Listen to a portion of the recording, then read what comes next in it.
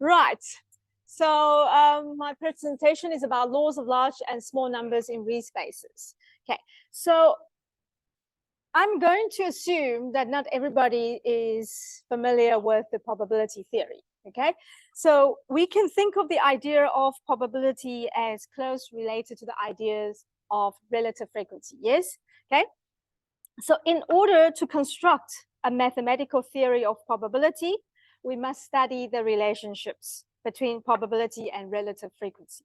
And the results of this study gave us the laws of large numbers. So we can also use the laws of large numbers in the study of the relationships between other theoretical and application type of concepts of probability theory, for example, the expectation and the sample means. So if we want to give the estimated probability of a random variable or the expectation of a random event, then we must show that the relative frequency or the sample mean converges to a probability or expectation. So we look at two questions. What is the rate of convergence of the sample mean? And how does the sample mean behave if the samples are not independent and identically distributed variables? So since we are working with stochastic processes, we must find the corresponding laws of large numbers. And the theorem of laws of large numbers look at the convergence of the average of the random variables. Here, the average is computed by means of the probability measure. And we are interested in looking at the average over time, okay, all the repetitions versus the expected value of the process. In our research, we have generalized the theorems of some of the laws of large numbers in Riesz space settings. In the next few slides, I will take you through a couple of theorems which produce laws of large numbers on Riesz spaces. Okay, so the concept of filtrations, adaptiveness, and submartingales, I believe some of those have been talked about by Yusuf, Nazari, and Amal. So I'm going to skip that. And okay, so this slide is on Hijack-Rangui-Chow maximal inequality. So here, one of the results that can be proved in the Riesz space settings is this maximal inequality. And we use the weight sequence AI, which generalizes the classical case as discussed by Hrabler. And I think this was mentioned by Yusuf Azuzi. If you are interested in Hrabler's paper, please go and find it and read it. So here, from here, we obtain the following strong law of large numbers from the maximal inequality. And this is the Martingale difference sequence. And we can build a sub-Martingale from the sequence of the partial sums of the absolute value of yi to the power of p, and p has to be between 1 and 2. And it only works when it's between 1 and 2. Okay?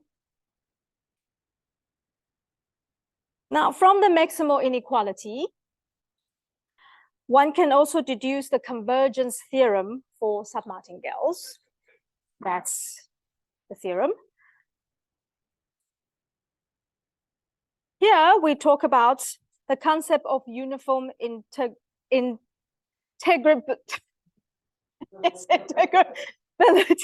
Spending 2 months in Taiwan, I've already forgotten my English. Anyway, on the probability settings. And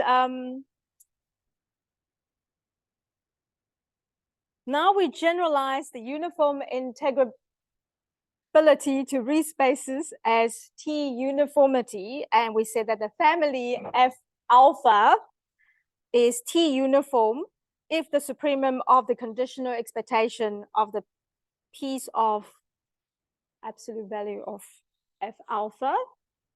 Where is it now? There it is, the absolute value of F alpha, okay, which exceeds CE. Okay, so there it is, okay. And it tends to 0 in order as C goes to infinity over there. Okay. if F alpha is a T uniform family, then the set of conditional expectations of absolute value of F alpha is order bounded in E. Okay. Here we introduce martingales in the probability settings. A martingale consists of sequence of variables, okay, and a filtration, and it has to obey the following two conditions with a control sequence Ci and a sequence of real numbers. So there is the control sequence Ci and a sequence of real numbers phi I, okay, which tends to 0, and both Ci and phi I must be positive. Then we have these two conditions. Okay.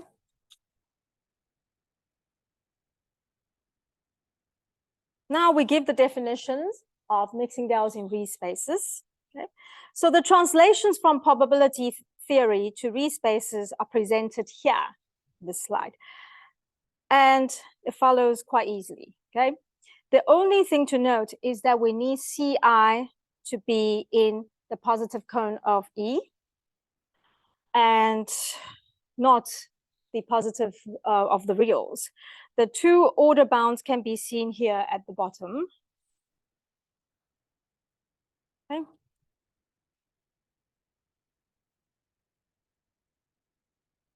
Now we discuss the weak law of large numbers for mixing-dales. So sequence of the average over the first n terms is bounded in E. So that's what we need.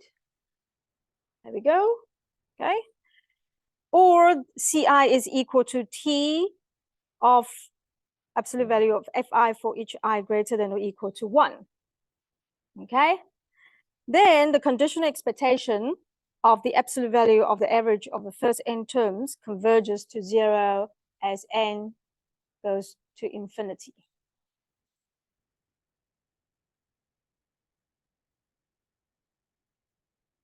Right.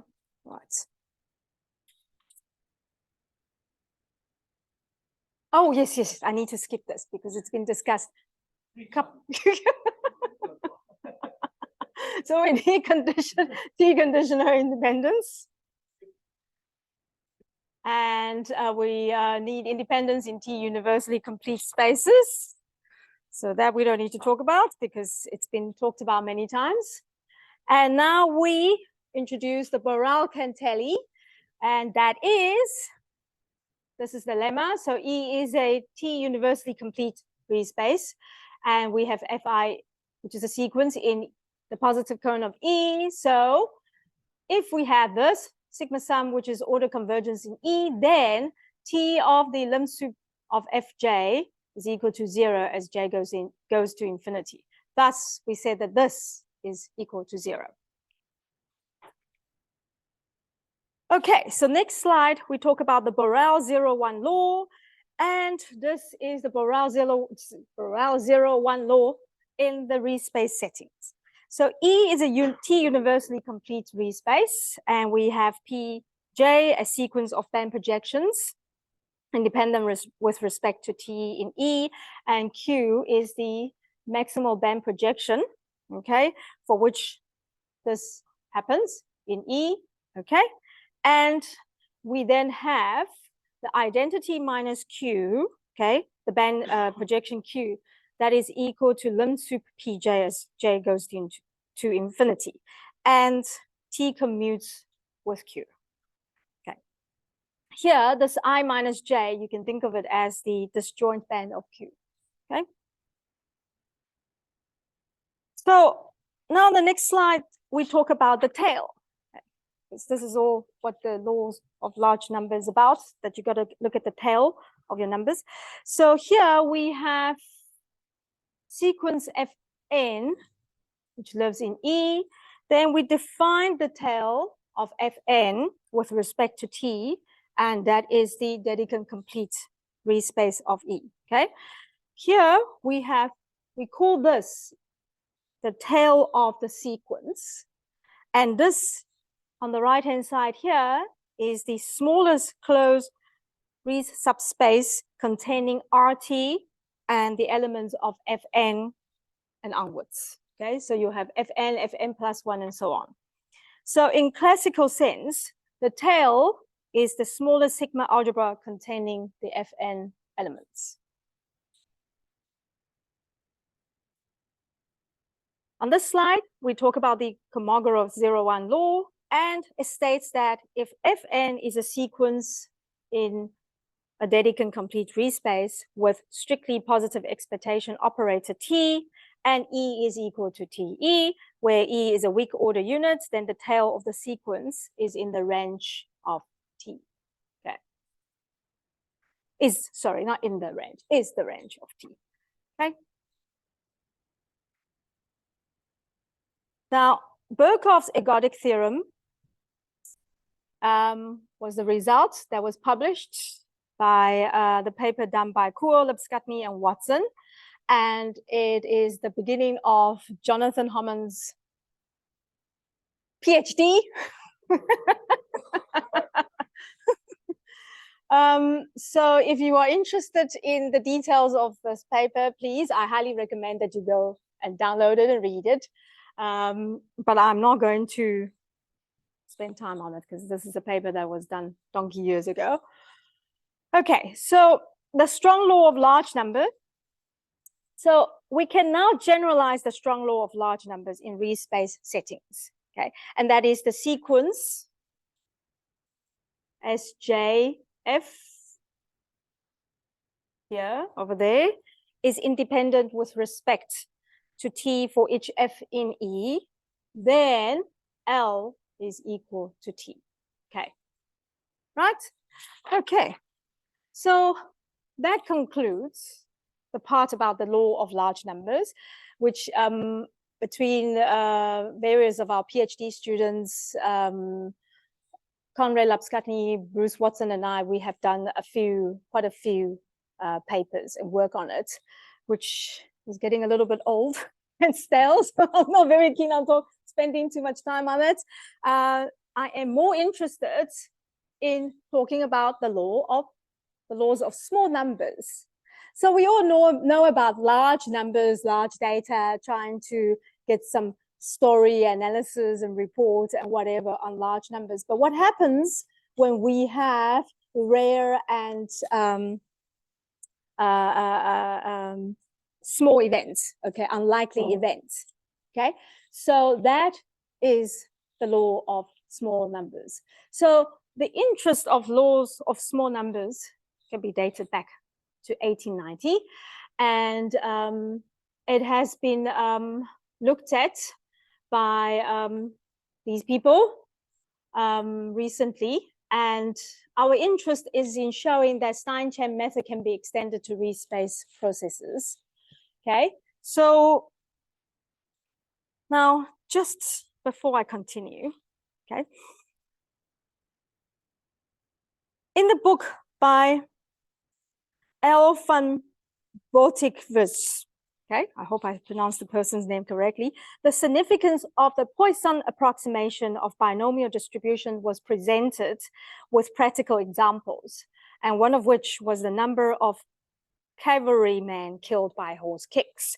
So he wanted to study what is the probability of a horseman being kicked and killed by a horse in a year, and this would be the accidental death.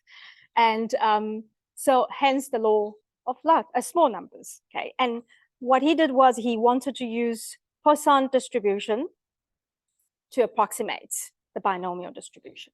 Okay, so as a starting point, we consider a conditionally independent sequences of components of a weak order unit. And we obtained a rate of convergence to a conditional Poisson distribution and hence a law of small numbers for such a process. And the simplest process gives a model problem for dealing with laws of small numbers for more general processes in Riesz spaces.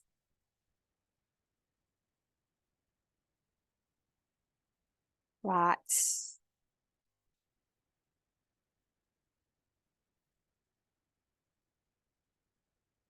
So we recall that W is said to have Poisson distribution with parameter of the probability that W is equal to K, which is, okay, that's, I seem to have lost one slide over here, okay. And law of small numbers. Okay, so here, this is the Poisson distribution with parameter lambda, and this is the random variable W. Okay, so we say that it has Poisson distribution with parameter lambda if this happened, and this is defined. This is the definition for the Poisson distribution. So the Stein-Chen method gives us J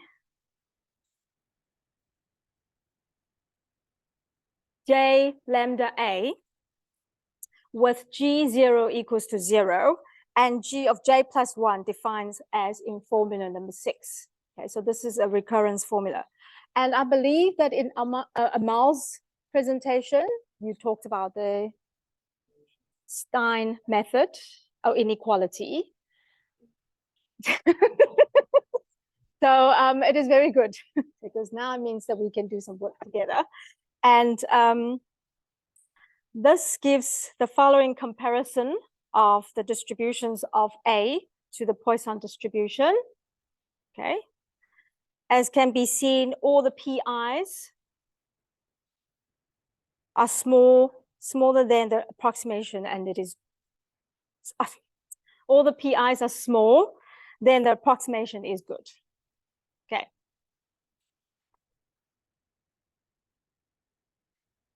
Here we start working on the translation to the Riesz spaces. Okay, so the first challenge is to find what to define the Poisson distribution with mean 0 to be. Okay, so in other words, when lambda is equal to 0. And we defined here, we defined that lambda is equal to 0, okay, and K is equal to 0, this Poisson distribution is equal to 1.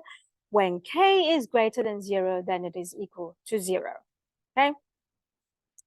We define H to the power of 0 to be U, which is the weak order unit.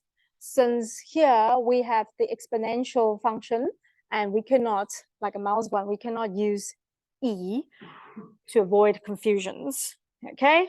And so that is our new weak order unit. So these are the main steps involved in the translation. So we have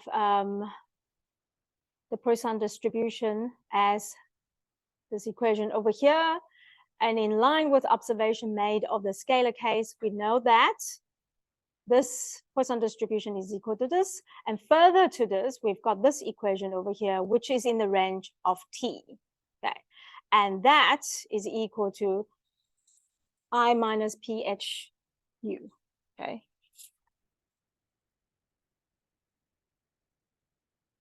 So we let Q1, Q2 to Qm be T conditionally independent components of U. So in other words, this happens for all I not equal to J. So we let W equal the sigma sum of all of Qi from 1 to n. So the question is, how close to being Poisson distributed with parameter TW is W? So here we define the T conditional probability of W being in A by that, where W is equal to the sigma sum over here with J multiplied by Rj, and Rj's are the disjoint components of U summing to U. So the law of small numbers is this inequality over here, okay? Here, the Hj is defined as Tqj, and H is defined as the sigma sum of all the Hj. Okay, the first n term of Xj. And that's it. Thank you very much. We hope that we can continue this work. It's still very new. It's a joint project done with one of our master students who is now working in corporate. We seem to have a problem keeping them in academic. So hopefully we can do some work with Amal and Yusuf and Amin on this. Oh, I have a hand already.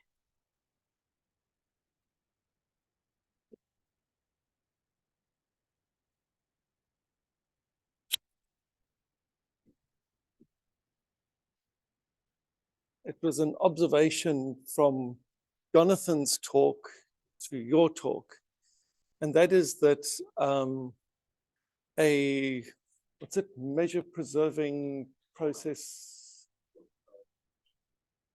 Yes, measure preserving system in the Riesz setting, if it's conditionally ergodic, that is exactly the same as it obeying the law of large numbers. Ergodicity and obeying law of large numbers are the same thing for. Oh. Yes, so that's already been established. Okay. Okay. Forgot it. Maybe I should be quiet.